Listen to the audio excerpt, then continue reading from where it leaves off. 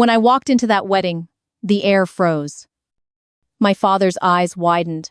The bride's bouquet trembled. The lies that had buried me for years cracked open. 4 months ago, Richard Torres told me my mother was gone. He said I should be gone too. He left me standing in the pouring rain, 80 miles from home. My own father thought I'd never find my way back. But here I am, standing in the doorway of this Long Island mansion. My navy dress blues catch the crystal chandelier light. Every guest turns toward me like I'm a ghost. The string quartet stops playing mid-note. Richard's new bride, Claudia, grips her bouquet with white knuckles. She's maybe 28, blonde, wearing a dress worth more than most cars. My father stands frozen at the altar in his expensive tuxedo. His face has drained of all color. The minister's mouth hangs open, wedding script forgotten in his hands. 200 guests stare at me in complete silence.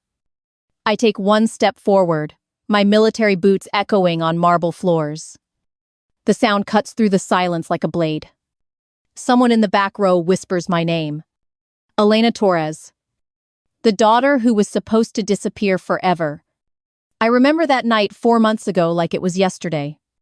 The storm was raging outside our family home in Queens. Rain hammered against the windows in violent sheets. Richard had been drinking again, his breath reeking of whiskey and rage. "Your mother abandoned us," he screamed at me. "She walked out when you were 5 and never looked back. Now it's your turn to disappear." He grabbed my arm with bruising force, dragging me toward the door.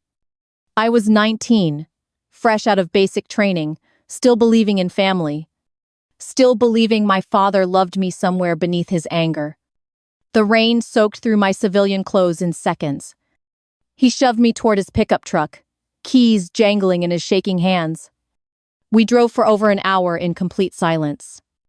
The windshield wipers fought against the storm, losing every battle. When he finally stopped, we were on some desolate highway upstate. Nothing but dark trees and abandoned gas stations for miles. "Get out," he said without looking at me. "Dad, please," I begged, rain already seeping through the cracked window. "You're better off gone," he said, his voice cold as winter. "Just like your mother." He reached across me and opened the passenger door. The storm immediately invaded the truck, soaking us both. I sat there for a moment, unable to believe this was happening. My own father was abandoning me in the middle of nowhere. The man who taught me to ride a bike, who came to my high school graduation, who cried when I enlisted in the Navy. Now he was throwing me away like garbage. I climbed out into the freezing rain, my legs shaking. Richard didn't even wait for me to close the door. His taillights disappeared into the storm, leaving me completely alone. No phone, no money, no way home. Just a 19-year-old girl standing on an empty highway. But he underestimated me. He forgot that the Navy taught me more than just discipline. They taught me survival. They taught me that Torres women don't break easily. I walked 18 miles that night through the storm. My feet bled inside my soaked sneakers. Lightning split the sky above me like angry scars. But I kept walking. I found a truck stop at dawn, exhausted, but alive. A kind waitress named Betty gave me coffee and a phone. I called my commanding officer, explained the situation. The Navy takes care of its own. They gave me emergency leave to sort out my life. But instead of going home, I started digging. I started asking questions about my mother. The mother who supposedly abandoned us when I was 5. The mother Richard said never looked back. What I found changed everything. My mother didn't abandon us. She didn't walk away. Maria Elena Torres died in a car accident when I was 5. The police report was buried, hidden, but not destroyed. Richard had lied to me my entire life.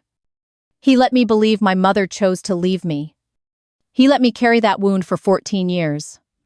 But why would he lie about something so devastating? Why would he let me think I was unwanted by my own mother?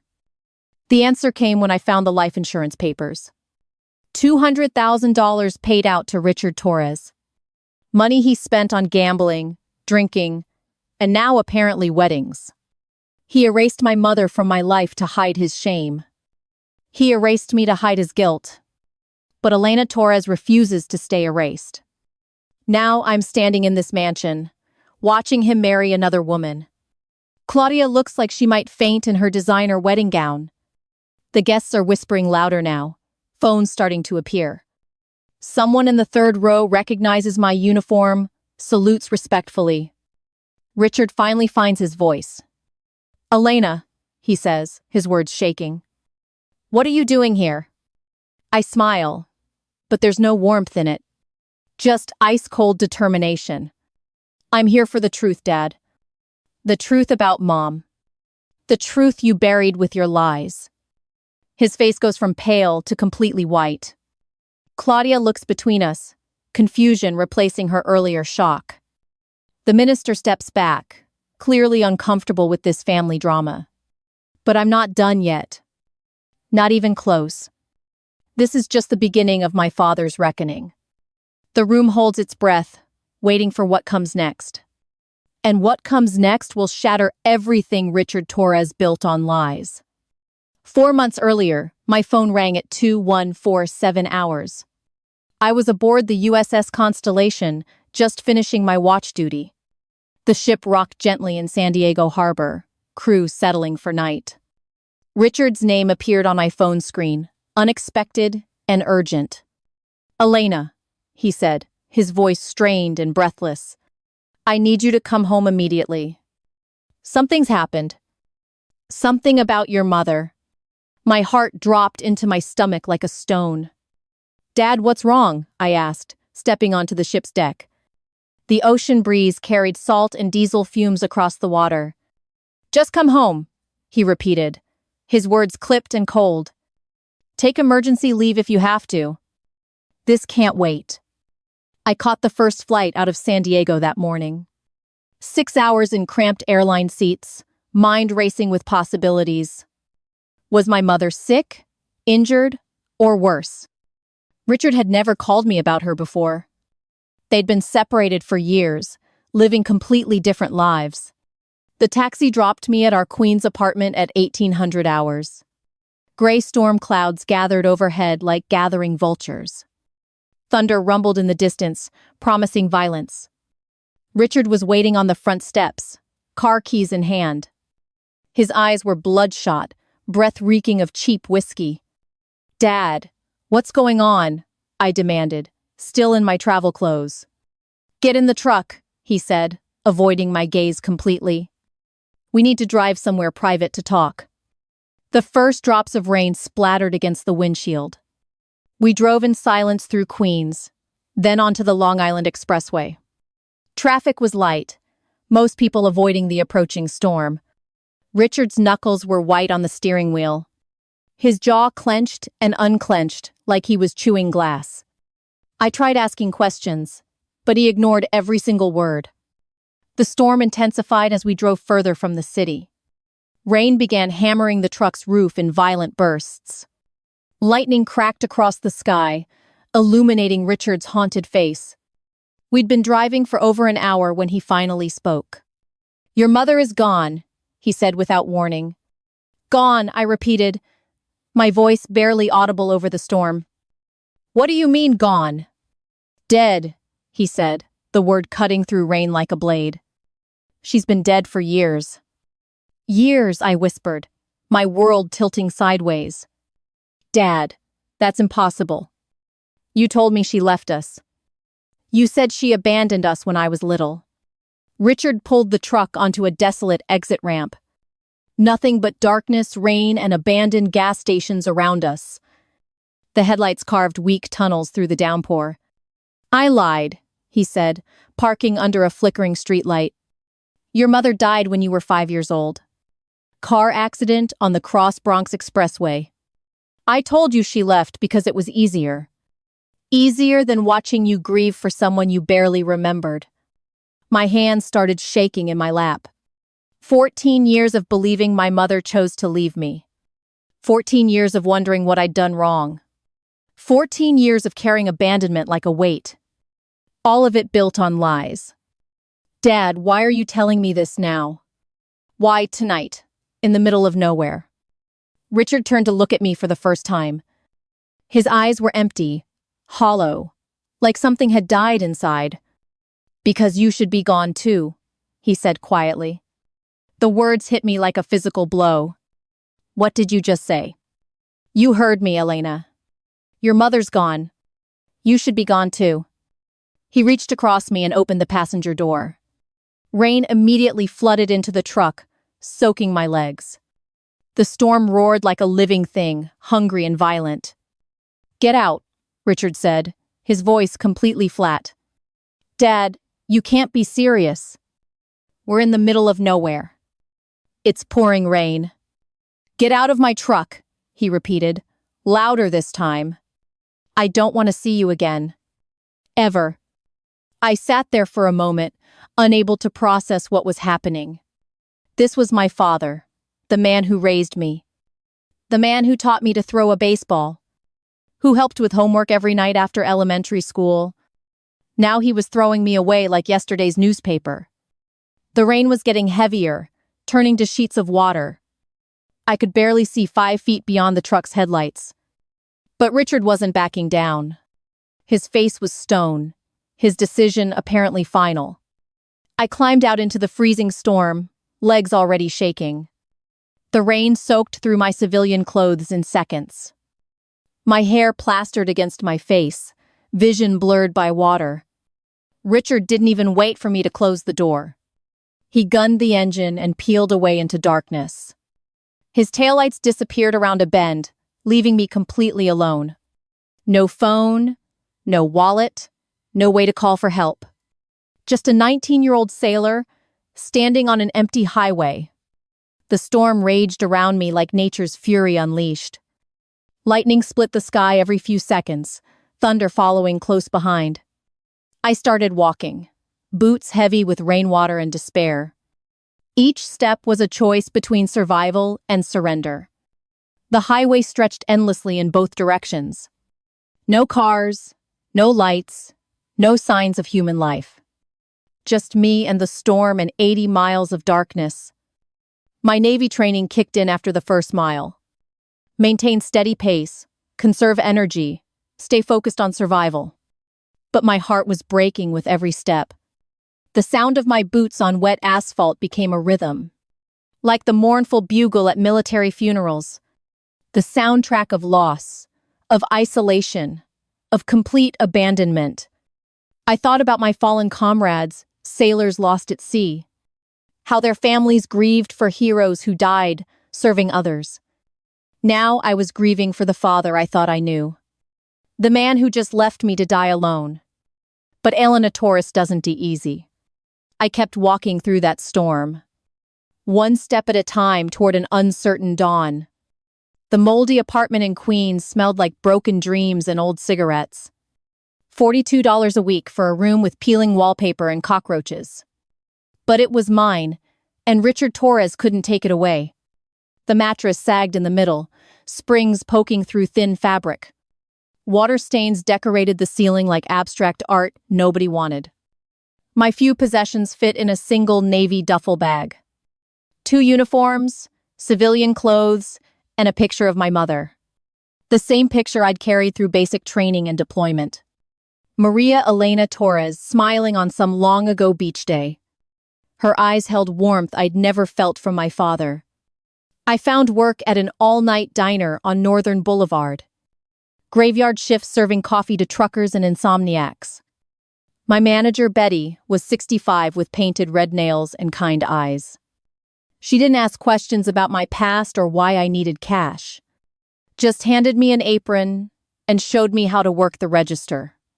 The work was simple, but the nights were long and lonely. Between customers, I'd sit in corner booths writing letters. Letters to my mother, to the woman I never really knew. Dear Mom, I'd write on napkins and receipt paper. Richard told me you abandoned us, but now I know better. You died when I was 5 and he let me hate you.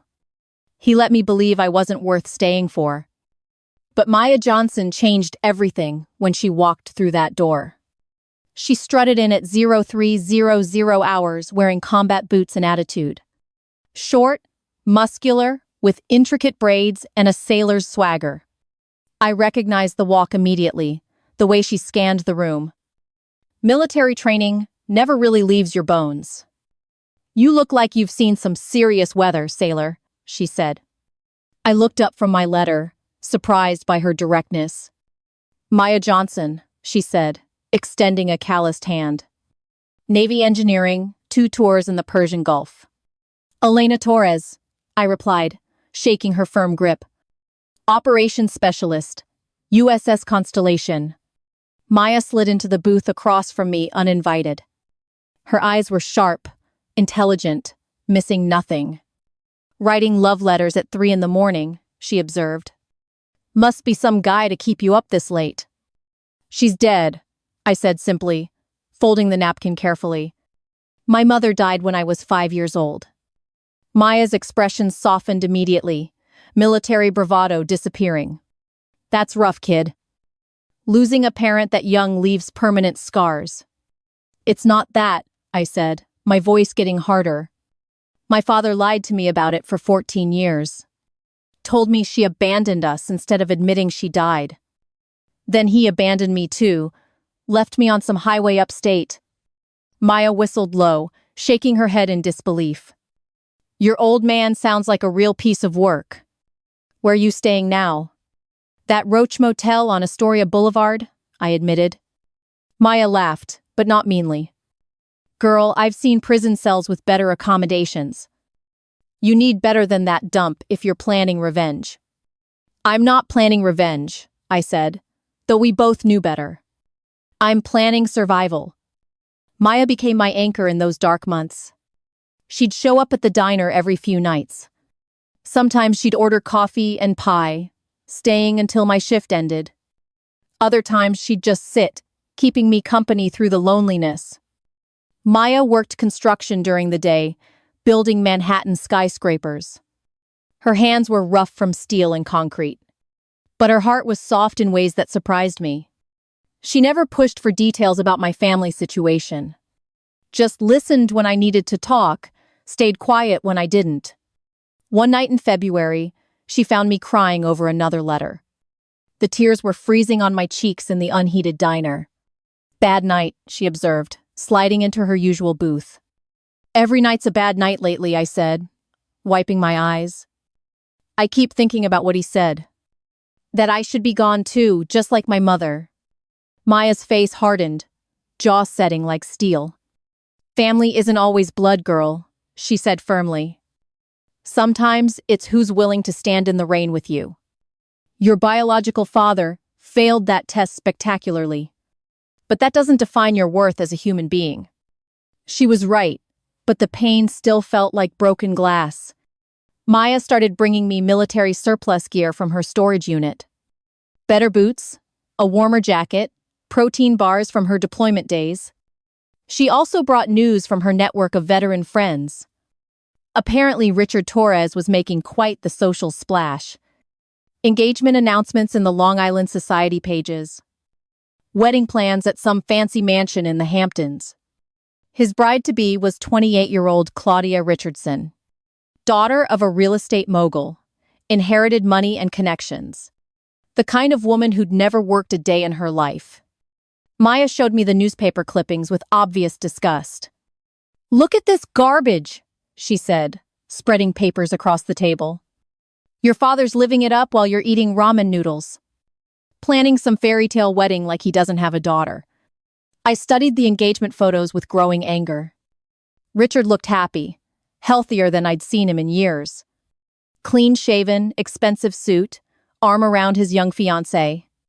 No mention of his military daughter in any article. No acknowledgement that Elena Torres even existed. It was like he'd erased me completely from his story. Maya watched my face carefully as I read. What are you thinking, Torres? She asked quietly. I'm thinking, I said, folding the newspaper with precision. That Richard Torres is about to learn something important. You can't erase a person and expect them to stay erased. Maya grinned, her smile sharp as a blade. Now you're talking like the sailor I know. What's the plan, shipmate? I'm going to that wedding, I said with growing certainty. In full dress blues, uninvited and unannounced. Time for dear old dad to face the daughter he threw away. Maya's grin widened, eyes gleaming with anticipation. This is going to be one hell of a show. Can I get a front row seat to the fireworks? The survival months were ending. The reckoning was about to begin. The house where I was born stood like a tomb in Astoria. Windows boarded up, lawn overgrown with weeds and broken dreams. Paint peeled from the siding like old skin shedding memories. Maya drove me there on a cold March morning. Her pickup truck idled outside while I stared at the decay. This was where my mother lived, loved, and supposedly abandoned me. Now it looked like a place where hope went to die. The front door hung crooked on rusted hinges. Richard had obviously walked away from this place years ago. Left it to rot like everything else he touched. Maya squeezed my shoulder through the truck window. You sure you want to do this alone? She asked gently. Some ghosts are better faced with backup. I need to do this myself, I said, climbing out. My mother's ghost deserves privacy for our first real conversation. The spare key was still hidden under the ceramic frog. Same place it had been since I was 5 years old. Some things never change, even when everything else crumbles. The door opened with a groan of protest. Dust particles danced in shafts of sunlight streaming through cracks. The air smelled like old newspapers and forgotten lives. Everything was exactly as I remembered from childhood visits. The same floral couch, the same coffee table with cigarette burns. Family photos still lined the mantelpiece like silent witnesses. Pictures of my parents when they were young and happy. Before whatever darkness consumed their marriage took hold, I moved through the house like an archaeologist, examining artifacts of a life I barely remembered. My mother's reading glasses still sat on the kitchen counter. A coffee mug with lipstick stains from her final morning. The refrigerator held magnets spelling out grocery lists. Milk, bread, baby formula, written in her careful handwriting. Evidence of the mother I never really got to know. In the master bedroom, dust sheets covered furniture like shrouds. I pulled them away, revealing my mother's vanity table. Perfume bottles sat in neat rows, their contents long evaporated. A jewelry box played half a song when I opened it. The ballerina inside was broken, frozen mid-spin. Like my mother's life, stopped before the dance was finished. That's when I found the loose floorboard beneath the bed. It creaked when I stepped on it, different from the others. I pried it up with my fingers, heart pounding with anticipation. Underneath was a small metal box, tarnished but intact. Inside were letters, dozens of them, written in my mother's hand. Letters that were never sent, never seen by anyone. Letters that revealed the truth Richard had buried for years. The first letter was addressed to her sister in California. Maria wrote about Richard's drinking, his violent temper, how he controlled every aspect of her daily life.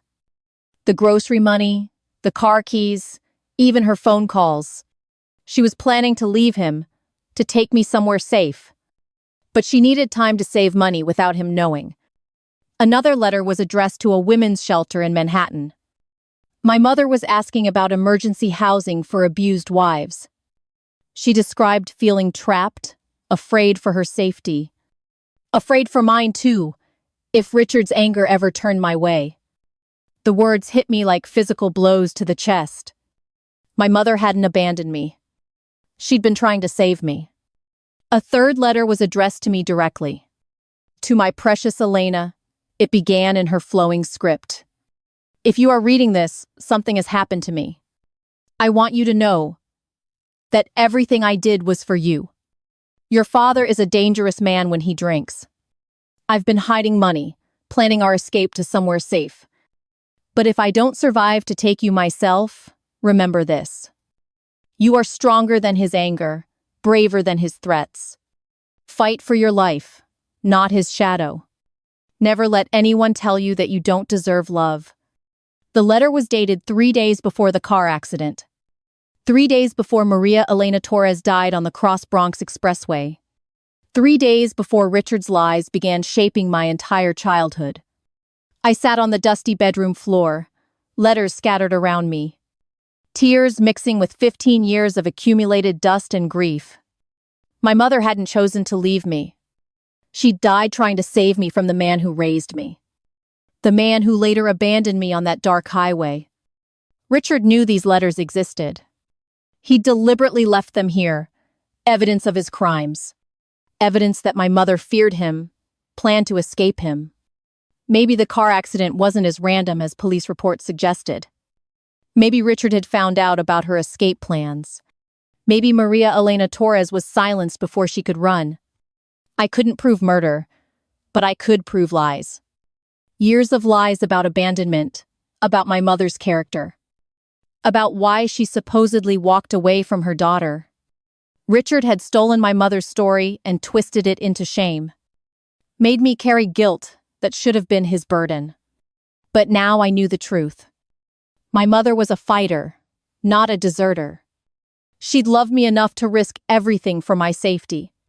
Her unfinished fight was now mine to complete. I carefully folded each letter, placing them back in the box. These weren't just papers anymore. They were weapons against Richard's decades of deception. Proof that Maria Elena Torres died a hero, not a coward. Maya was still waiting when I emerged from the house. She took one look at my face and knew everything had changed. "What did you find in there?" she asked quietly. "The truth," I said, clutching the metal box tightly. My mother was trying to save me when she died. Richard knew it and lied about it for 15 years. Maya's expression hardened into something dangerous. "That wedding is in 2 weeks," she said. "You ready to honor your mother's memory properly?" "I'm ready to finish what she started," I replied. Time for Richard Torres to face Maria Elena's daughter. The daughter he couldn't erase, no matter how hard he tried. My mother's ghost was finally ready to speak. And I was finally ready to be her voice. Richard Torres had built himself quite the impressive office. Mahogany panels covered every wall, gleaming under expensive track lighting. Military medals hung in perfect rows behind his oversized executive desk. Certificates and awards decorated the space like trophies of respectability. A photo of him shaking hands with the mayor dominated one corner. Another showed him cutting ribbons at various charity events. The man who abandoned his daughter had become a pillar of society. At least on paper. I walked past his secretary without announcing myself. The woman looked up from her computer, mouth opening in protest. "Excuse me, you can't just barge in there," she called out. But I was already pushing through the heavy oak doors. Richard sat behind his desk reviewing wedding catering contracts. His face was tanned from recent golf trips, hair perfectly styled. He wore a $1,000 suit that fit like expensive armor. The sight of me made him drop his gold fountain pen. "Elena," he said, his voice flat and emotionless. "What are you doing here?" "I thought you'd learned your lesson about family loyalty." I stepped into his office, closing the door behind me. The click of the latch echoed in the sudden silence. Richard's office smelled like leather polish and old money. Everything designed to intimidate, to establish his dominance. But I wasn't the scared 19-year-old he'd abandoned anymore. 4 months of survival had forged me into something harder. "Hello, Dad," I said, my voice steady as steel. "Congratulations on your upcoming wedding. I hear Claudia's family has excellent political connections." Richard's jaw tightened at the mention of politics. His latest obsession was running for city council next year. A military veteran with a beautiful young wife made perfect campaign material, except for the inconvenient daughter he'd tried to erase. "You look terrible," he said, studying my civilian clothes. "Living on the streets suits you about as well as expected." "I survived the storm you left me in," I replied calmly. "That makes me stronger than you'll ever be." Richard laughed, but there was no humor in the sound. Stronger, he repeated, shaking his perfectly groomed head. You're delusional if you think crawling back here shows strength. It shows exactly what I always knew about you. You're weak, just like your mother was. The mention of my mother hit like a physical blow. But this time I was ready for his cruelty. This time I had ammunition he didn't know existed. Weak, I said, letting the word hang in the air.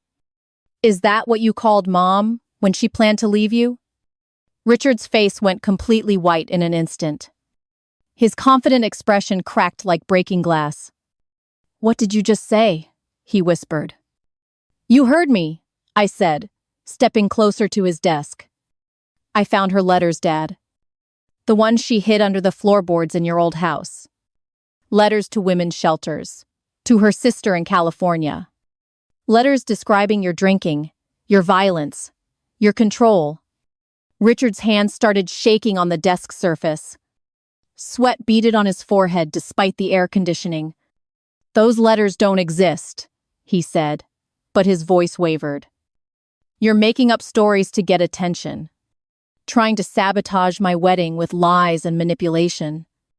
I pulled out one of my mother's letters, unfolding it slowly. Richard's eyes locked onto the familiar handwriting. His mother's careful script, unmistakable after all these years. Dear Catherine, I read aloud from the letter. Richard's drinking has gotten worse since Elena started walking. Last night, he pushed me into the kitchen counter. I'm afraid of what might happen if I don't get away. Richard stood up so fast his chair crashed backward. Stop, he shouted, slamming his fist on the mahogany desk. The sound echoed through the office like a gunshot. I will not let you destroy everything I've built. Everything you've built on lies, I corrected. Mom didn't abandon us. She was planning to save us. Save us from you and your violent temper. She died trying to protect me from the man who raised me.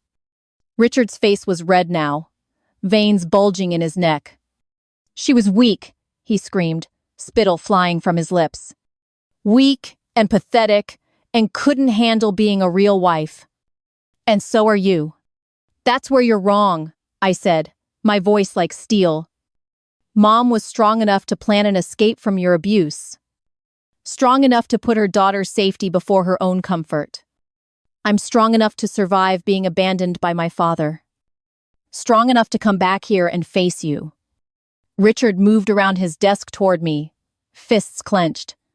For a moment I thought he might actually strike me. The same violence my mother had written about, still simmering underneath. But I stood my ground, meeting his rage with calm determination. You want to hit me, Dad? I said quietly. Just like you hit her. Go ahead. Show me what kind of man you really are. Richard stopped inches from my face, breathing heavily. His expensive cologne couldn't mask the smell of fear underneath. The fear of exposure, of his carefully constructed image crumbling. Get out of my office, he said through gritted teeth. Get out before I call security and have you arrested. I'm not done yet, I replied, folding the letter carefully. Mom wrote something else you should hear. She said I should fight for my life, not your shadow. That's exactly what I'm going to do. Richard backed away, his confident facade completely shattered. What do you want? He asked, defeat creeping into his voice. Money, silence. What's your price for going away quietly? I don't want your money, I said, heading toward the door. I want something much more valuable than that. I want the truth to finally see daylight. I paused at the office door, hand on the handle. See you at the wedding, Dad. Your bride deserves to know who she's really marrying. Richard's reflection looked small in his office windows. A man surrounded by fake achievements and real guilt. The confrontation was just the beginning. The real explosion was still coming. I take another step into the wedding reception, my boots echoing. The marble floor amplifies every sound in the sudden silence. 200 guests turn to stare at the uninvited daughter. My navy dress blues catch the light from crystal chandeliers overhead. Richard stands frozen at the altar, his face drained of color. Claudia grips her bouquet so tightly the stems might snap. Her wedding dress costs more than most people make in months. But money can't buy protection from the truth about to unfold. I walk down the center aisle like it's my rightful place. Each step brings me closer to the man who abandoned me. The string quartet has stopped playing completely. Even the wedding photographer has lowered his expensive camera. Nobody moves. Nobody breathes. Nobody speaks. The tension in the room could be cut with a knife. I reach the gift table beside the altar. Expensive presents wrapped in silver paper and white ribbons. Crystal vases, china sets, all the trappings of wealthy respectability. I remove my Navy Achievement Medal from my dress uniform. The bronze star gleams under the mansion's elaborate lighting. This medal represents honor, courage, and service to country. Everything Richard Torres pretends to be but never was. I place it gently on the white tablecloth. The soft clink of metal on fabric echoes through silence. This is proof of survival, I announce to the room. Proof that Elena Torres refused to disappear quietly. Richard finally finds his voice, though it shakes badly. "Elena, what are you doing here?" he asks desperately. "This is a private family celebration. You have no business interrupting my wedding day." "Family," I repeat, letting the word hang in the air. "Is that what we're calling it now, Dad? After you left me on a highway to die?" Murmurs ripple through the crowd of wedding guests. Several people pull out their phones, sensing drama unfolding. Others lean forward in their chairs, hungry for gossip. This is better entertainment than they expected today. Claudia looks between Richard and me with growing confusion. Her perfect makeup can't hide the fear in her eyes. Something about this moment feels wrong to her. The bride's intuition is picking up dangerous undercurrents. "Richard, who is this woman?" Claudia asks quietly. "Why is she wearing a military uniform to our wedding? What is she talking about when she mentions highways?" Richard's mouth opens and closes like a dying fish. He can't explain without admitting his crimes. Can't defend himself without revealing his cruelty. "I'm his daughter," I say, addressing Claudia directly. The daughter, he told everyone, was dead. The daughter he abandoned 4 months ago in a storm. Claudia's bouquet trembles violently in her manicured hands. "Dead?" she whispers, staring at Richard in horror. "You told me your daughter died in military service. You have a memorial plaque in your office." Richard's face turns crimson with embarrassment and rage. "Security!" he shouts, looking around the mansion desperately. "Someone call security and have this woman removed immediately. This is harassment, trespassing, disruption of a private event." But the security guards seem as frozen as everyone else. This drama is too compelling to interrupt just yet. I reach into my uniform pocket and pull out an envelope. One of my mother's letters, carefully preserved for this moment. The paper is yellowed with age, but the words remain clear. "Your bride deserves to know the truth about you, Dad. About the woman whose memory you've been destroying for years." I unfold the letter with deliberate care. The room holds its collective breath, waiting for revelation. Even the mansion staff has stopped serving champagne. "This is a letter from my mother," I announce loudly. "Maria Elena Torres, who died when I was 5 years old. The woman Richard told everyone abandoned her family. But these are her real words, written days before she died." I begin reading in a clear, strong voice. "Dear Catherine, I am writing because I fear for my life. Richard's drinking has become violent and unpredictable. Last week, he threw a plate that barely missed Elena's head. I've been hiding money to escape with my daughter. But if something happens to me before we can leave, please know that I never wanted to abandon Elena. I died trying to save her from her father's rage."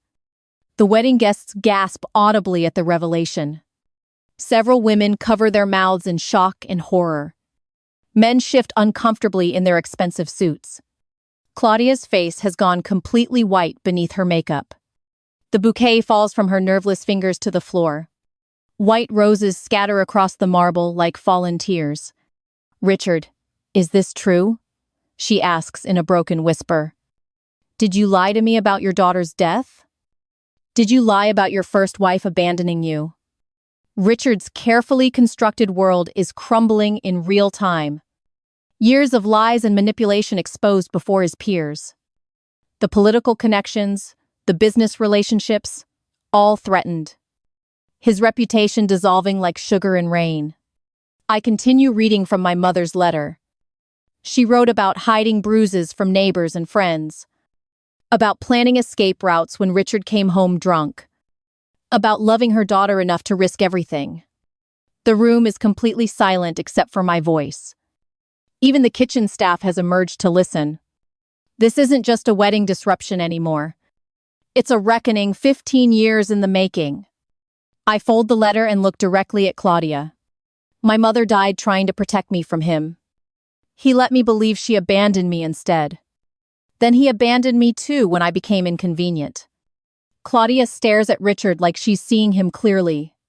For the first time in their entire relationship, the charming war hero facade has completely cracked, revealing the abusive man hiding underneath expensive suits. Richard makes one last desperate attempt at control. "She's lying," he shouts to the crowd. "Elena's mentally unstable, jealous of my happiness. Those letters are forgeries, fabricated for attention." But nobody believes him anymore. The truth has a weight that lies cannot match.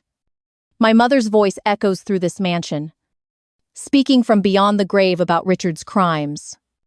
The wedding is over. The real judgment is just beginning. The wedding reception explodes into chaos like a bomb detonating. Claudia tears off her veil, mascara streaming down her cheeks. "I can't do this," she screams at Richard. "I won't marry a man who lies about his own daughter." Her designer heels click frantically across the marble floor. The $20,000 wedding dress trails behind her like a white flag. She pushes through the crowd of shocked guests, sobbing uncontrollably. The mansion's front doors slam shut with thunderous finality. Guests rise from their chairs in confused panic. Some rush toward the exits, others pull out phones. The wealthy elite love scandal when it doesn't involve them.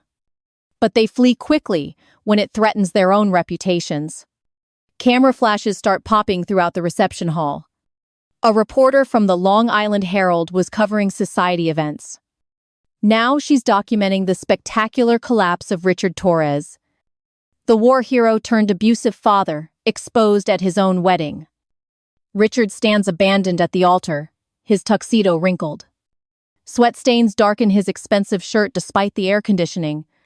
The confident politician has become a broken old man, his carefully constructed empire crumbling in real time. Security finally approaches, but they're too late to matter. The damage is done, the story already spreading like wildfire. By tomorrow morning, Richard's face will be front-page news. The man who abandoned his daughter during political wedding season. I walk past the fleeing guests with military precision. My Navy uniform commands respect even in this chaos. Several people nod respectfully as I pass them. They recognize honor when they see it, even here. The mansion has multiple private rooms for family emergencies. I find Richard slumped in a leather chair, head buried. His hands shake as he tries to light a cigarette. The golden lighter clicks repeatedly, but produces no flame. Even his expensive accessories are failing him now. I close the door behind me, sealing us alone together. This conversation has been 15 years in the making. Time for the final reckoning between father and daughter. Richard looks up with bloodshot, defeated eyes. The polished mask he's worn for years has completely cracked. Beneath it is just a coward who destroyed his family. A man who chose violence over love, lies over truth. "You've ruined everything," he says in a broken whisper. "My career, my marriage, my reputation in this community. Everything I worked for is gone because of your jealousy." I sit across from him in an identical leather chair. The room smells like old cigars and older money. Portraits of dead rich men stare down from gilded frames. Men who probably had their own buried secrets and sins. I didn't ruin anything, I say calmly. You destroyed your own life with choices you made. Choices to abuse my mother, abandon your daughter. Choices to lie, instead of taking responsibility for violence. Richard's cigarette finally lights with a trembling flame. He takes a deep drag, exhaling smoke like a dying dragon. Your mother was weak, he says reflexively. Even now, he can't admit the truth about his crimes. Can't face the reality of what he put us through. My mother was strong enough to plan our escape. Strong enough to love me more than she feared you. You taught me how to survive, Dad. Richard looks confused by this unexpected statement. His red-rimmed eyes narrow with suspicious curiosity. What do you mean I taught you to survive? You showed me exactly who never to become, I explain. Every cruel word, every act of abandonment, every lie. You created a perfect blueprint of everything I reject. I learned strength by surviving your weakness. Learned courage by overcoming your cowardice. Learned honor by refusing to repeat your dishonor. Richard's face crumples like wet paper in rain. The cigarette falls from his nerveless fingers to the carpet. Gray ash scatters across expensive Persian patterns. Even the mansion's luxury can't hide his moral bankruptcy. You want to know the real truth, Dad? I'm grateful you abandoned me on that highway. It forced me to discover who Elena Torres really island. Without your shadow, I found my own light. I stand up, smoothing my navy dress uniform. Every medal, every ribbon represents earned respect. Something Richard could never understand or achieve honestly. His military service was just another costume to wear. I'm leaving now, I announce, heading toward the door. Not because you're driving me away this time, but because I have a life worth living to return to. Maya is probably waiting in the pickup truck outside. My chosen family. The people who actually care about me. Richard remains slumped in his chair, utterly defeated. The great Richard Torres reduced to pathetic silence. His political ambitions dead, his marriage destroyed, his daughter walking away on her own terms. I pause at the door for one final look. The man who shaped my childhood through pain and abandonment. Now powerless to affect my future in any way. Goodbye, Richard, I say without emotion. I hope someday you find the courage Mom had. The courage to face your own reflection honestly. Outside the mansion, rain begins falling gently. Not the violent storm of my abandonment night. This rain feels cleansing, washing away old wounds. Maya's truck idles in the circular driveway. She grins when she sees me walking toward her. How'd it go in there, sailor? She asks cheerfully. Better than expected, I say, climbing into the cab. Richard Torres finally learned who his daughter really island. We drive away from the mansion into the rain. But this time, I'm smiling. This time, I'm not alone. This time, the storm can't touch me. Elena Torres has finally come home to herself. The abandoned daughter has become the surviving woman.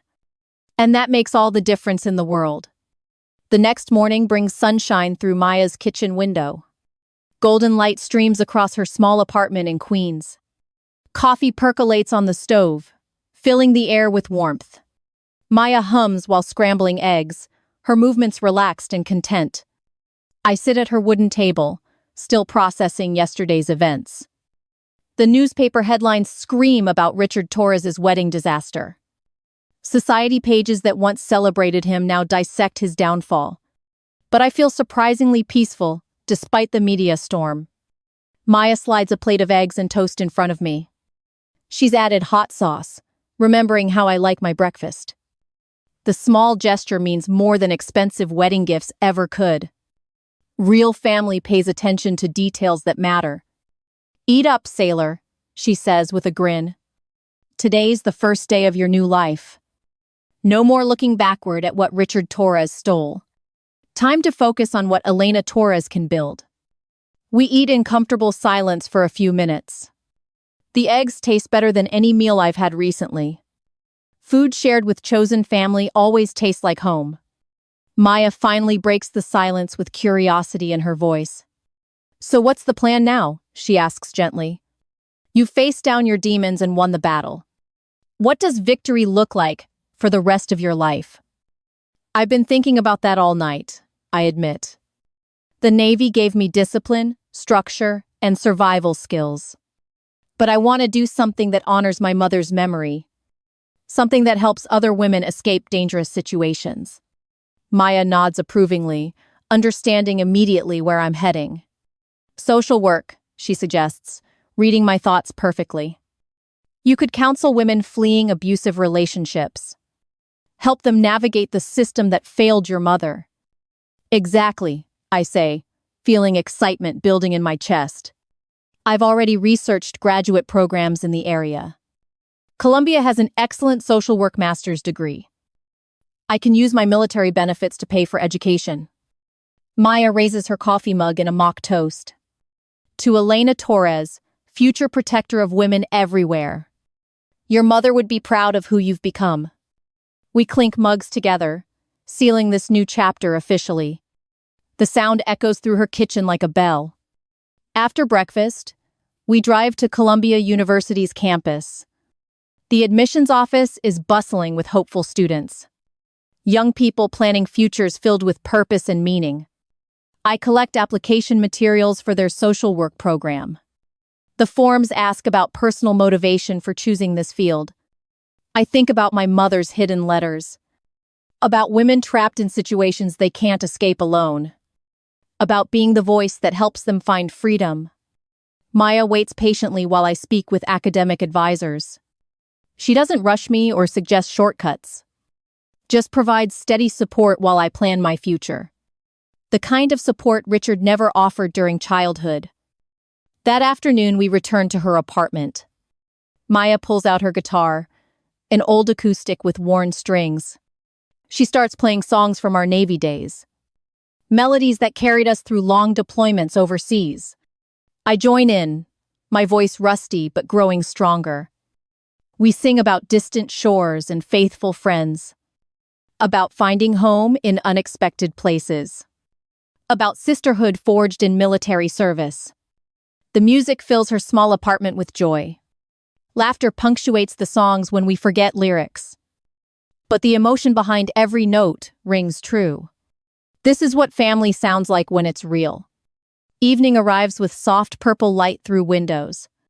Maya makes dinner while I fill out college applications. The forms ask about overcoming personal challenges.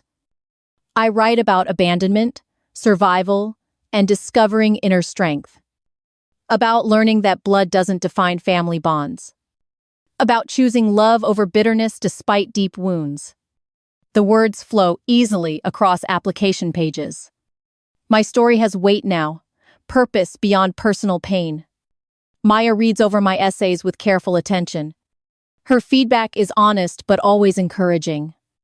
She believes in my ability to help other women. Her faith gives me confidence in this new direction. That night, I sleep deeply for the first time in months. No nightmares about stormy highways or abandonment. No anxiety about Richard's latest cruel manipulation. Just peaceful dreams about the future I'm building. Dawn breaks clear and cold the next morning. I lace up my running shoes for exercise. The familiar ritual of military fitness routines. But this time, I'm running towards something instead of away. Queens Boulevard stretches ahead in early light. My feet find their rhythm on familiar pavement. Each step carries me further from yesterday's pain. Closer to tomorrow's possibilities and chosen purpose. The New York City skyline rises in the distance. Steel and glass towers reaching toward infinite sky. Symbols of human determination to build something lasting. Just like I'm building a life worth living. I'm not just a soldier anymore. Not just Richard Torres's abandoned daughter. Not just Maria Elena Torres's grieving child.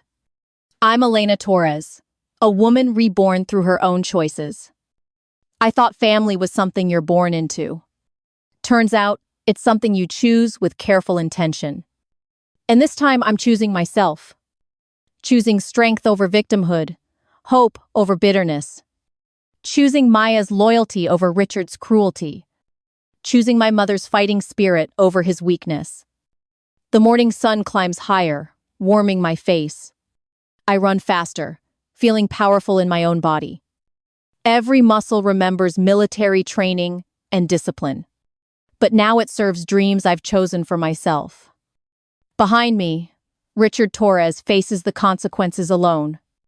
His wedding destroyed, his reputation in ruins. The man who tried to erase his daughter from existence. Now facing a future where he's forgotten instead. Ahead of me stretches infinite possibility. Graduate school, meaningful work, chosen family. A life built on truth instead of lies. Love instead of abandonment. Purpose instead of pain. Elena Torres is finally coming home to herself. And that makes all the difference in the world. If this story struck a chord, share it with someone. Somewhere out there, another Elena needs to know she's not alone. That survival is possible, that family can be chosen, that even the darkest storms eventually pass into dawn.